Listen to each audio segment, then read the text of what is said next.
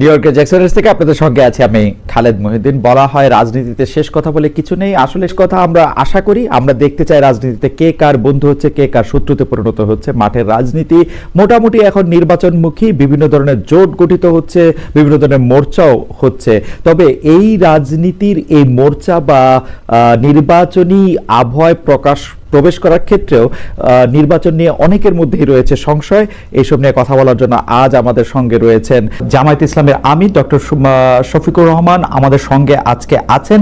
তাকে আমরা স্বাগত জানাই। তিনি আমাদের সময় দিয়েছেন, তার এই চরম ব্যস্ততার মধ্যেও তিনি আমাদের সাথে যুক্ত হয়েছেন এবং অনেকগুলো বিষয়ে তিনি যুক্ত আছেন নানা রকম কারণে, তবুও আমাদের তিনি সাথে আছেন, সেজন্য তাকে আন্তরিক ধন্যবাদ ও কৃতজ্ঞতা জানিয়ে আছেন। আমাদের সাথে আরো থাকছেন শান্তিতে নোবেলজয়ী অর্থনীতিবিদ ডক্টর মোহাম্মদ ইউনুস। ডক্টর মোহাম্মদ ইউনুস, আপনাকে আমাদের অনুষ্ঠানে স্বাগত জানাই। আমরা আপনাকে খুব ধন্যবাদ জানাই আমাদেরকে সময় দেওয়ার জন্য। Thank you so much sir. আমি সরাসরি প্রশ্নে চলে আসি যে প্রফেসর ইউনুস, আপনি সাধারণত সাক্ষাৎকার দিতে চান না। অনেকে বলে থাকেন দেশি গণমাধ্যমে কথা বলতে আপনি স্বাচ্ছন্দ্য বোধ করেন না।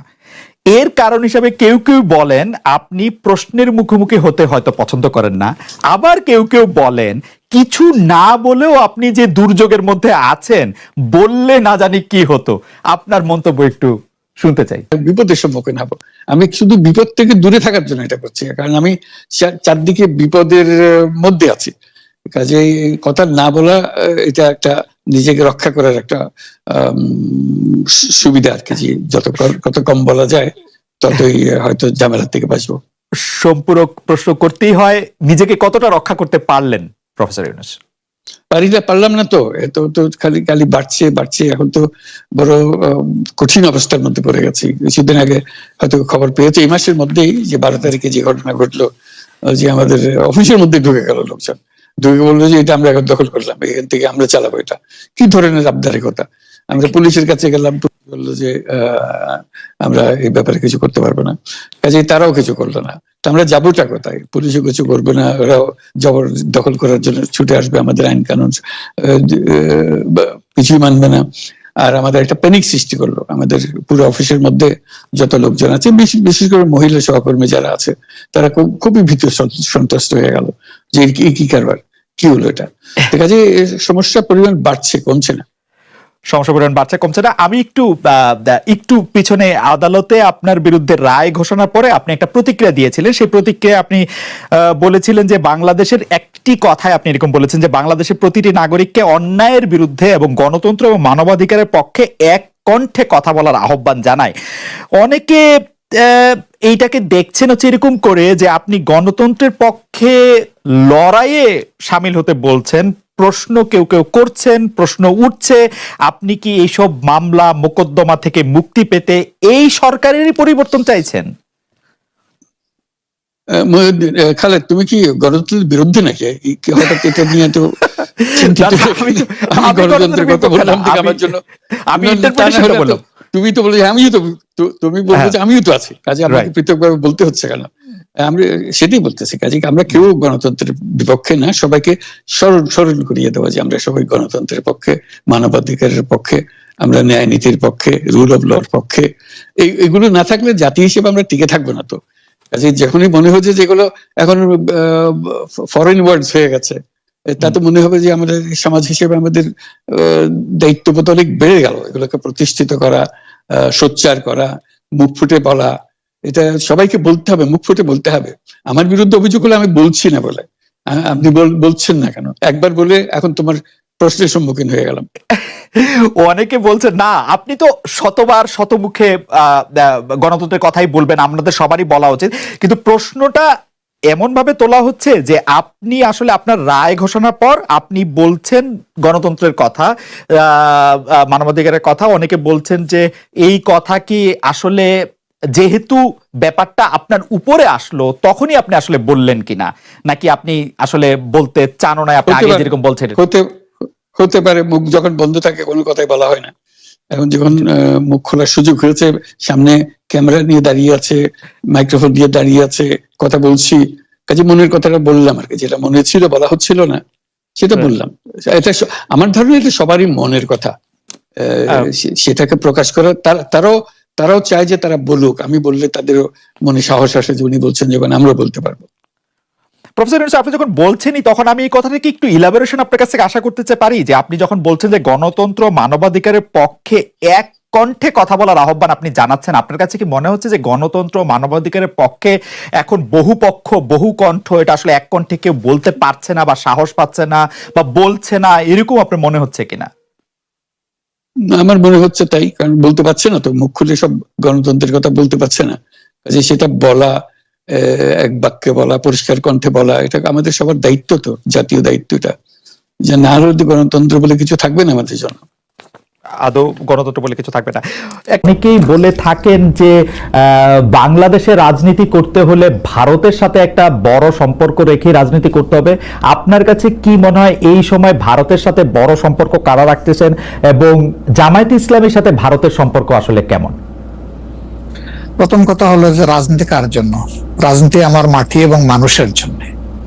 সুতরাং আমার সম্পর্কটা হবে জনগণের সাথে, আমার সম্পর্ক হবে আমার মাটির সাথে। এটা আমার 1 নম্বর প্রায়োরিটি। 1 নম্বর প্রায়োরিটিকে তার জায়গায় রেখে দুনিয়ায় যারা বন্ধু হয়ে এগিয়ে আসবেন দেশ এবং জনগণের কল্যাণে, আমরা সবাইকে আমরা স্বাগত জানাবো, অভিনন্দন জানাবো এবং বুকে ধারণ করব। কিন্তু যদি এই সম্পর্ক রাখার অর্থ এটি হয় যে কোনো রাষ্ট্রের আনুকূল্য নিয়ে অথবা রাষ্ট্রকে সন্তুষ্ট রেখে কোন ধরনের রাজনৈতিক কর্মকাণ্ড পরিচালিত হবে, আমরা তার সম্পূর্ণ বিরোধী।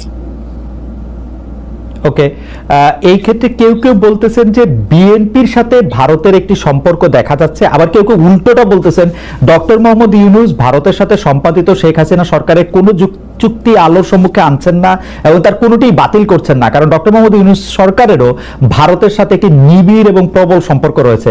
আপনি এই দুটি কিভাবে বিবেচনা করেন, যে বিএনপির সাথে কি আসলে ভারতের একটি প্যাক্ট আছে? ডক্টর মোহাম্মদ ইউনূস কি ভারতের কাছে মুখে যাই বলুন খুবই নতজানু সরকার? মানে হোয়াট ইজ আপনার বিশ্লেষণ একটু শুনতে চাই। আসলে প্রথমটা আপনি যেমনটি শুনছেন আমিও তেমন শুনতেছি, আমার কাছে এর কোনো ডকুমেন্ট নাই। আর দ্বিতীয়টা যেটা বলতেছেন ডক্টর ইউনূস সাহেবের ব্যাপারে, আমি এর কোনো আলামত দেখতে পাচ্ছি না যে উনি ভারতের কাছে নত জানু, এর কোনো আলামত আমার কাছে স্পষ্ট নয়। ভারতের সাথে রাদার আমরা ভারতকে বিভিন্ন বিষয়ে তার সাথে কনফ্লিক্টে দেখতে পাচ্ছি। ভারতের সাথে হাসিনা সরকারের সম্পাদিত চুক্তিকে তিনি সামনে আনতেছেন না, এইটা একটা অভিযোগ। আরেকটা অভিযোগ হচ্ছে ভারত একতরফাভাবে ট্রান্সশিপমেন্ট এবং স্থলবন্দর দিয়ে মাল আনা নেওয়া বাতিল করলো, এর বিপরীতে বাংলাদেশ কোনো ব্যবস্থাই নেয় নাই এখন পর্যন্ত। আসলে বাংলাদেশের নেওয়ার সেই সুযোগটাও কতটুকু আছে না আছে সেটা বিবেচনায় নিতে হবে। 2 নম্বর হচ্ছে যে ইউনূস সরকার এখন দায়িত্বে আছেন, আমি ক্ষমতায় বলবো না, এই দেশের জনগণই তাকে দায়িত্ব দিয়েছে, উনি দায়িত্বে আছেন। উনি দায়িত্বে আসার পরে এটা ঠিক যে ভারত বলেছে নির্বাচিত সরকার আসলে তারা দেশকে সহযোগিতা করবে, তা এখানে কি বার্তা দেওয়া হলো তাহলে? সুতরাং এটা কোনোভাবেই টিকে না বিষয়টা। আর এই সরকারের অনেকগুলা প্রায়োরিটি আছে। চুক্তি সম্পাদন হয়েছে 2টা মানে সরকারের মধ্যে ইতিপূর্বে। সেই সরকার নির্বাচনে তার আইনগত এবং নৈতিক বৈধতা কতটুকু ছিল সে নিয়ে হয়তো প্রশ্ন থাকতে পারে, কিন্তু 2টা সরকারের মধ্যে চুক্তি সম্পাদিত হয়েছে এবং পলিটিক্যাল গভর্নমেন্ট দুইটাই, ইন্ডিয়া পলিটিক্যাল গভর্নমেন্ট, বাংলাদেশেও পলিটিক্যাল গভর্নমেন্ট। এই ধরনের কিছু ম্যাটার আছে যেগুলো আসলে পলিটিক্যাল গভর্নমেন্টকেই রিজলভ করতে হবে।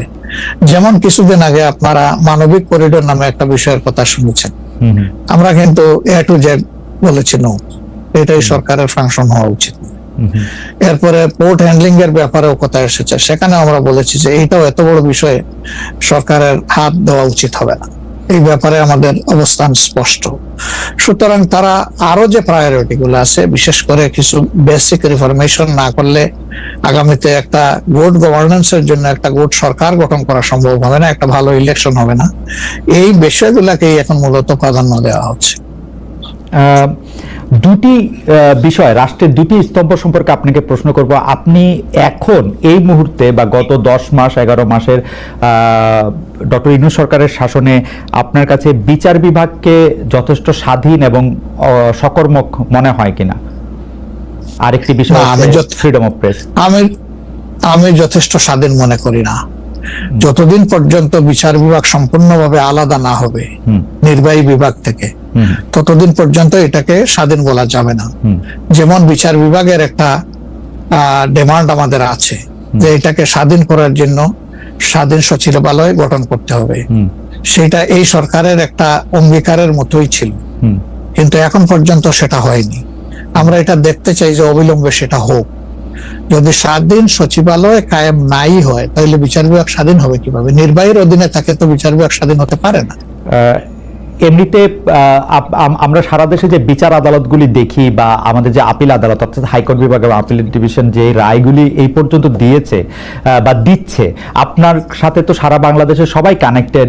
আপনার কাছে কি মনে হয় যে তারা স্বাধীনভাবে কাজ করতে পারছে, নাকি নির্বাহী বিভাগ আওয়ামী লীগ সরকারের মতোই বা পূর্ববর্তী অন্য রাজনৈতিক সরকারের মতো প্রভাব বিস্তার করেই চলছে? ইউনূস সরকারও আসলে সুপ্রিম কোর্টের পজিশনটা আমার কাছে আমি প্রথমে আনতে চাই। এখন যিনি প্রধান বিচারপতির দায়িত্বে আছেন, তাকে তার পারফরমেন্সকে আমরা যতটুকু পর্যবেক্ষণ করার সুযোগ পেয়েছি, আমাদের মনে হয়েছে তিনি তার বিবেক এবং তার স্বাধীন চেতা মানসিকতার জায়গা থেকেই তিনি পারফর্ম করছেন। হাইকোর্টের যেহেতু অনেকগুলা বেঞ্চ, সেখানে পার্সন টু পার্সন ডিফারেন্স হতেই পারে, কিন্তু আলটিমেটলি বিচার তো যাবে শেষ পর্যায়ে সুপ্রিম কোর্টের হাতে। এই জায়গাটাকে অতীতের যে কোনো সময়ের তুলনায় আমাদের কাছে বেটার মনে হচ্ছে আপাতত। ভবিষ্যতে তারা কি করবেন সেটা এখনই অগ্রিম বলা যাচ্ছে না। ওকে। আর বিচার আদালতের প্রশ্নে মানে জজ এন্ড সেশনস কোর্ট যেগুলি, ডিস্ট্রিক্ট জজ এন্ড সেশনস কোর্ট যেগুলি আছে 64টা জেলা এবং অন্যান্য ট্রাইব্যুনালগুলি, তারা কি স্বাধীনভাবে কাজ করতে পারছে? আমাদের কাছে যতটুকু ইনফরমেশন, সব জায়গায় তারা স্বাধীনভাবে কাজ করতে পারছেন না। বিভিন্ন আনডিউ প্রেসার তাদের উপরে আছে। এটা কি নির্বাহী বিভাগের উপর থেকে, নাকি এটা জামাত ইসলামী প্রেসারটা দিচ্ছে বা বিএনপি প্রেসারটা দিচ্ছে বা এনসিপি প্রেসারটা দিচ্ছে? আমরা তো কোনো প্রেসারের পক্ষে নাই। আমরা always in favour of fair justice. আমরা আনফেয়ার কোনো জাস্টিস চাই না, আমরা চাই ফেয়ার জাস্টিস। এখন আর কারা দিচ্ছে না দিচ্ছে, আপনার টক শোতেই আপনি মেনি টাইমস বলেছেন, আমাকে উত্তর দেওয়ার দরকার নাই। আপনি যথেষ্ট জনগণের পক্ষে মতামত ব্যক্ত করার জন্য আপনি বহু সময় এই কথাগুলো রিপিট করেছেন। আমরা কিন্তু এর পক্ষে নাই এবং আমাদের বিরুদ্ধে এই ধরনের কোনো কমপ্লেইন কোথাও নেই। আর যদি ফ্রিডম অফ প্রেসের কথায় আসি, অর্থাৎ সংবাদপত্রের স্বাধীনতা বা গণমাধ্যমের স্বাধীনতার প্রশ্নে আপনার কাছে এই 10 মাসের বিবেচনা যদি চাই যারা বা বিচার যদি চাই, আপনি কেমন দেখছেন যে স্বাধীনভাবে মত প্রকাশ করা যাচ্ছে কিনা? মানে সংখ্যা যারা সংখ্যায় কম তারাও তাদের মতামত দিতে পারছে কিনা? জি না, সেটা আমি আসতেছি। যদি আপনি in comparison two previous period, that is last 15.5 years, even another 2 years you can add with it. সকল কেয়ারটেকার সরকারের 2 বছর, পরবর্তী 15.5 বছর।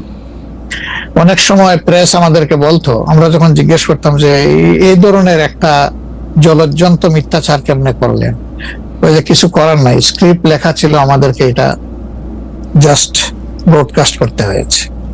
তো এখন সেই পরিস্থিতি এরকম নাই বলে আমাদের কাছে মনে হয়। তারপরেও আমরা প্রেসের কাছ থেকে বিভিন্ন সময় শুনি তাদের কিছু কনসার্নের জায়গা এখনো বিদ্যমান। কেউ কেউ এখনো তাদের উপরে আনডিউ প্রেসার দিয়ে থাকেন, এটা করতে পারবেন, এটা করতে পারবেন না। এটা যদি থাকে, একটা মিনিমাম রেঞ্জেও থাকে, তাহলে তো আমরা কমপ্লিট ফ্রিডম অফ স্পিচ বলতে পারছি না, ফ্রিডম অফ এক্সপ্রেশন আমরা বলতে পারছি না। এটা কিছুটা যে এখনো প্রিভেল করছে, এটা আমরা অনুভব করি।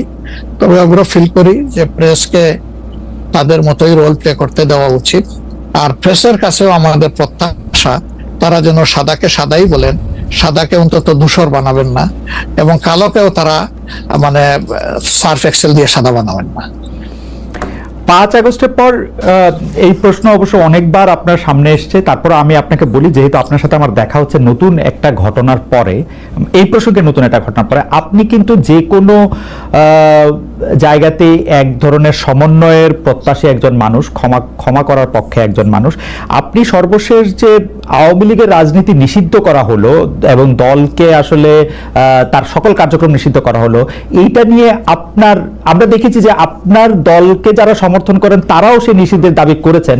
কিন্তু আমি আপনার পার্সোনাল মতামত জানতে চাই যে আপনি এটা আসলে লাইক করেছেন কিনা, বা আপনি এটা পছন্দ করেছেন কিনা, বা আপনার যদি একক ক্ষমতা নেয়ার মানে সিদ্ধান্ত নেয়ার, আপনি আপনার একক সিদ্ধান্ত প্রয়োগ করতেন, তাহলে আপনি এটা করতেন কিনা? দেখেন, এখানে অনেকগুলা বিষয়। আমাকে ইদানিং ফরেন মিশনের যারা বাংলাদেশে আছেন, এনভয় বা আপনার রাষ্ট্রদূত যারা আছেন তারাও জিজ্ঞেস করেন যে ন্যাশনাল রিকনসিলিয়েশনের একটা জায়গা থাকা উচিত কিনা। আমি বলি অবশ্যই উচিত, তবে বিষয়টা হলো যে আমাদের ওন গুলা একদম তাজা, ট্রমা গুলা এখনো মেন্টাল এবং ফিজিক্যাল ট্রমা এখনো বিদ্যমান, হাসপাতালের বেডে এখনো রয়ে গেছে ইনজিওর্ড পার্সন গুলো। শহীদ পরিবারের অনেকেই তাদের আপনজনের লাশও এখন পায় নাই, লাশের সন্ধান বা কবরের সন্ধানও পায়নি। সো এটা একদম তাজা একটা বিষয়। যেমন আমরা যদি সাউথ আফ্রিকার কথা ধরি, তাহলে ডিকেডস আফটার ডিকেডস এটাকে হিলিং করতে, রিকনসিলিয়েশনে আনতে সময় লেগেছে। অতএব মিনিমাম একটা সময় দিতে হবে। আওয়ামী লীগের ক্ষেত্রে কি হয়েছে, তাদেরকে নিষিদ্ধ করা হয়নি, তাদের কার্যক্রমের উপরে মানে নিষেধ আরোপ করা হয়েছে, তারা ফাংশন গুলা করতে পারবে। 15.5 বছর তো তারা সুযোগ পেয়েছিলেন এই দেশে ফেয়ার ডেমোক্রেসি, তারা চাইলে কিন্তু কালচার করতে পারতেন এবং ইতিহাসে স্মরণীয় হয়ে থাকতে পারতেন। কিন্তু আসলে আপনিও তো তাদের অনেক কর্মকাণ্ডের প্রতিবাদ করেছেন অত্যন্ত জোরালো ভাবে। আগের আপনার ঠিকানা থেকে, বর্তমান ঠিকানা থেকে, সব জায়গা থেকে আপনি যেখানে যখন ছিলেন আপনি করেছেন। কেন করলেন? এই জিনিসগুলো অ্যাকসেপ্টেবল ছিল না, এই জন্যই তো করেছেন। তো তারা তো 15.5 বছর মানুষকে তাদের কোনো ডেমোক্রেটিক এবং পলিটিক্যাল রাইট দেয় নাই, জাস্টিস পাওয়ার রাইটটাও তারা স্ন্যাচ করে নিয়েছিল। এই ধরনের সবগুলা রাইটই তো কার্যত তারা কেড়ে নিয়েছিল। আপনি যদি প্রেসের কথা বলেন, এখন তো অ্যাটলিস্ট যখন তখন যাকে তাকে প্রধান উপদেষ্টাকে একটা কথা বলেছে ঢুকাই দাও, মামলা একটা দিয়ে তাকে সাথে সাথে ঢুকিয়ে দাও, এই কাজটা এখন হচ্ছে না। আয়নাগরের ঘটনা তো এখন একটু হইতেছে। মাননীয় আমির, একজন ইউটিউবার আছেন সাব্বির, তাকে জেলে দিয়ে দেওয়া হয়েছে প্রধান উপদেষ্টাকে কি জানি বলছে। না আমি বলতেছি সেটা, আমি বলছি যখন তখন হচ্ছে না, ঘন হচ্ছে না, 2-1টা কেস হইতেই পারে, এটা এক্সেপশন। কিন্তু আগে তো এটা ছিল প্র্যাকটিস এন্ড র্যান্ডম, এটা কিন্তু এখন হচ্ছে না। তারপরে আপনি দেখেন যে আয়নাগরের যে বিষয়টা, মানুষকে ধরে নিয়ে ঢুকাই দাও, হোয়ার অ্যাবাউট কেউ জানে না, তার ফ্যামিলি জানে না যে মানুষটা বেঁচে আছে নাকি মরেই গেছে। যদি মরে যায় তার কবর কোথায়, আদৌ জীবনে দেখবো কিনা তার কবরটা, সেটাও তো প্রশ্ন। এরকম তো ঘটনা ঘটেছে। এবং যাদেরকে আয়নাগরে নেওয়া হয়েছে তারা কিন্তু সবাই ফিরে আসেননি, তারা অনেকেই এখনো আমরা জানি না তারা কোথায় আছে, আদৌ বেঁচে আছেন কিনা। তো এগুলা তো এখন হচ্ছে না। বায়বীয় মামলা যেটা বলা হয় সরকারের পক্ষ থেকে, এখন সরকারের পক্ষ থেকে সেরকম মামলা নেই। এখন মামলা হচ্ছে পলিটিক্যাল যারা বিভিন্ন পার্টিজ আছেন তারা, সেই ক্ষেত্রে এক এক দলের এক একটা দৃষ্টিভঙ্গি। আমাদের দৃষ্টিভঙ্গি হচ্ছে যে for fair justice, complaint of পুরো অ্যাট্রোসিটি করেছেন যারা এটার পারপিটেটর, তাদেরকে ডিরেক্ট যারা আছেন তাদেরকে বাদ দিয়ে আমরা কোনো মামলায় কাউকে আসামি করিনি। এই জন্য আমাদের মামলায় শত কোনো আসামি নেই। অন্যান্য সংস্থার বা দলের বা অথরিটির থাকতে পারে। তো এই জিনিসগুলোর কিছুটা হলেও ডেভেলপমেন্ট হয়েছে, কিন্তু আরো অনেক হওয়ার প্রয়োজন আছে এবং সুযোগ আছে। এই ক্ষেত্রে আমি শুধু একটা লাইন করে একটু বোঝার জন্য, যে মানে আওয়ামী লীগ নিষিদ্ধ করা হয় নাই, আওয়ামী লীগের কার্যক্রম নিষিদ্ধ করা হয়েছে, দুইটার মধ্যে তফাৎ কি আসলে? মানে তারা মানে কি করতে পারবে আর কি করতে পারবে না, মানে একজন আওয়ামী লীগ কি করতে পারবে এখন? মানে আমার একটা আন্ডারস্ট্যান্ডিং আছে আওয়ামী লীগ নিষিদ্ধ, তা আপনি বলতেছেন না দুইটার মধ্যে একটু তফাৎ আছে। তফাৎটা কি আসলে? দেখেন, নিষিদ্ধ তো আমাদেরও করা হয়েছিল, তাই না? এবং একবার না, আমাদের এই সংগঠনের জন্মের পরে দফায় দফায় আমাদেরকে নিষিদ্ধ করা হয়েছে। নিষিদ্ধ যখন কোনো সংগঠনকে করা হয় তখন এই সংগঠনের ব্যক্তিরাও বিভিন্ন ধরনের সমস্যায় পড়ে যান, এর সাথে রিলেটেড ব্যক্তিরা, এমনকি তাদের স্বাভাবিক জীবনযাত্রাটাও তাদের পক্ষে চালায় নেওয়া সম্ভব হয়। তারা যদি সমাজের কোনো ক্রিমিনাল ব্যক্তি নাও হয়ে থাকেন, তবুও তাদের উপরে সমস্যা আরোপ হয়েছে। কিন্তু যখন কার্যক্রম নিষিদ্ধ থাকবে তখন ওই পলিটিক্যাল কার্যক্রম গুলা ছাড়া বাকি জীবনের সবই তো তারা করতে পারবে, করছে তো। আচ্ছা, তারা তো এই দেশটা সবাই তো আর চলে যাননি, সবাইকে জেলেও ঢুকানো হয়নি। এইটা একটু পরিষ্কার হয়েছে। জনাব যুদ্ধাপরাধের মামলায় জামাত নেতা এটিএম আজহারুল ইসলাম খালাস পাওয়ার পর আপনি একটি সংবাদ সম্মেলনে বলেছেন, জামায়াতে ইসলামী বা তার কোনো নেতাকর্মীর মাধ্যমে কেউ ক্ষতিগ্রস্ত হয়ে থাকলে তার কাছে নিঃশর্ত ক্ষমা চাই। এই ক্ষমা প্রার্থনায় কি ৭১ মুক্তিযুদ্ধের সময়টাও আছে কিনা সেটা সেদিন আপনি স্পষ্ট করেননি, আজকে এটা স্পষ্ট করবেন? মানে আপনি, অনেকেই প্রশ্ন করছেন যে জামায়াতের মাননীয় আমির ক্ষমা কিসের জন্য চাইলেন, মানে ৪৭-এর পর থেকে শুরু করে আজকে পর্যন্ত, শুধু ৭১ না, ৪৭-এর পর থেকে শুরু করে আজকে পর্যন্ত আমাদের দ্বারা যত মানুষ যত জায়গায় কষ্ট পেয়েছে, কেউ যদি ক্ষতিগ্রস্ত হয়ে থাকে, সেই মানুষগুলো তাদের সকলের কাছে আমি বিনা শর্তে ক্ষমা চেয়েছি। কেন ক্ষমা চেয়েছি? আমরা মানুষ, ইন্ডিভিজুয়াল মানুষ যেমন ভুল করতে পারে, মানুষের সমষ্টি একটা দলেরও বিভিন্ন ভুল সিদ্ধান্ত থাকতে পারে। কোনটা ভুল কোনটা সঠিক ইতিহাস এটা নির্ধারণ করবে। আজকে যেটাকে ভুল বলা হচ্ছে, কালকে এটাই হয়তো সবচেয়ে বড় সঠিক হিসাবে প্রমাণিত হবে। আর ইতিহাসের পালাবদলে রাজনীতিতে সবাই জিতে না, কেউ জিতে কেউ হারে। আমরা আদর্শবাদী একটা দল, আমরা বিশ্বাস করি আমরা মানুষ, ভুলের ঊর্ধ্বে নই। আমাদের দ্বারা, আমাদের সহকর্মীদের দ্বারা মানুষ বিভিন্ন ক্ষেত্রে কষ্ট পেতে পারে, ক্ষতিগ্রস্ত হতে পারে। আমি সব কিছুর জন্য কোনো শর্ত আরোপ না করেই মাপ চেয়েছি। ওকে, মানে ৪৭ এবং মাপ চাওয়ার মধ্যে কোনো পরাজয় নাই, অবশ্যই নাই। ৪৭ থেকে আজ পর্যন্ত যে কোনো কিছুর জন্য মানুষ আপনাদের কাছ থেকে যদি কোনো ধরনের আঘাত পেয়ে থাকে, তার জন্য আপনি দুঃখ প্রকাশ করেছেন বা ক্ষমা চেয়েছেন। এর ভিতরে সব ঢুকে গেছে, কোনো কিছু বাদ নাই।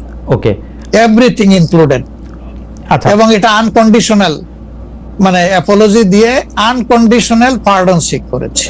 এইটা কি ডক্টর শফিকুর রহমান, আমি আসলে যেহেতু আপনার সঙ্গে আমার মানে নানা সময় কথা বলার সৌভাগ্য হয়েছে, মানে পর্দার বাইরে পর্দার ভিতরে, সেটা আমি জানি বলেই আমি আমার প্রশ্নটা করছি যে আপনি যে ৭১টাকে এই ৪৭ থেকে আজ পর্যন্ত একসাথে বললেন, এর কি কোনো বিশেষ কারণ আছে নাকি? মানে না না না না না না, কোনো বিশেষ কারণ নাই। আমার মানবিক মূল্যবোধের জায়গা এবং আমার দায়িত্বের জায়গা থেকে বলেছি, অনুভূতির জায়গা থেকে, দায়িত্ব এবং অনুভূতির জায়গা, বিশেষ কোনো কারণ। আচ্ছা, আমি আবার ২-৩ দিনের ঘটনা একটু আসি। আমরা দুইটা ঘটনা আমরা দেখেছি যে আমাদের অনেককে ব্যথিত করেছে। একটা হচ্ছে লালমনিরহাটে একজন যিনি নরসুন্দর, তিনি এবং তার ছেলেকে খুব আয়োজন করে মারধর করা হচ্ছে এবং তাদেরকে টেনে নিয়ে পুলিশের কাছে নিয়ে যাওয়া হয়েছে। এবং আরেকজন যিনি ২০১৮ সালের ডিসেম্বরের রাতের ভোট বলে খ্যাত নির্বাচনের যে প্রধান নির্বাচন কমিশনার, তাকে আসলে খুবই অপমানজনকভাবে মানে থানায় নিয়ে যাওয়া হয়েছে এবং সেটা আবার ভিডিও করা হয়েছে। মানে আমি সাধারণভাবে যেটা বুঝি, আপনি আমাকে শাস্তি দিতে পারেন, আপনি আমাকে মৃত্যু দিতে পারেন, কিন্তু মানুষ হিসাবে আরেকটা মানুষকে অসম্মান করার অধিকার যে আমাদের নাই, এইটা কি মানে মানে নাকি এইটা আমাদের আছে কারণ তারা একটা খারাপ কাজ করেছিল, এরকম কি? মানে আমি জানি না, মানে অনেকে তার আরেকজন, জি আপনি বলেন, আরেকজন খারাপ কাজ করেছেন বলে আমিও করব, এটা কোনো যুক্তি? আমি আরেকজনের খারাপে কষ্ট পেলাম, ক্ষতিগ্রস্ত হলাম, এখন আমি সেম অথবা ওয়ার্স দেন দিস আরো খারাপ কিছু করলাম তার সাথে, সেটা কি কোনো মানবিক আচরণ বলে গণ্য হবে? নিশ্চয়ই না। তবে দেখেন, আমরা এটাকে কখনো সমর্থন করি না, কিন্তু পরিবেশ, প্রেক্ষাপট, স্থান, কাল, পাত্র, মানুষ কোনো জিনিসকে যখন লাইক করে না, তখন প্রকাশ্যে হয় তার প্রতিবাদ করে, না হয় মনে মনে ঘৃণা করে, অথবা সে শক্তি থাকলে প্রতিরোধ করে। এই তিনটা স্টেজ থাকে, এটা হাদিসের ভাষা অনুযায়ী। তো এই অবস্থায় আমরাও তো ভিজিবল সেরকম প্রটেস্ট অনেক ক্ষেত্রেই করতে পারি না, কিন্তু আমরা এগুলাকে মনের দিক থেকে সাপোর্ট তো করি না, আমরা বরঞ্চ মনে করি যে এগুলা আরেকটা অপরাধ।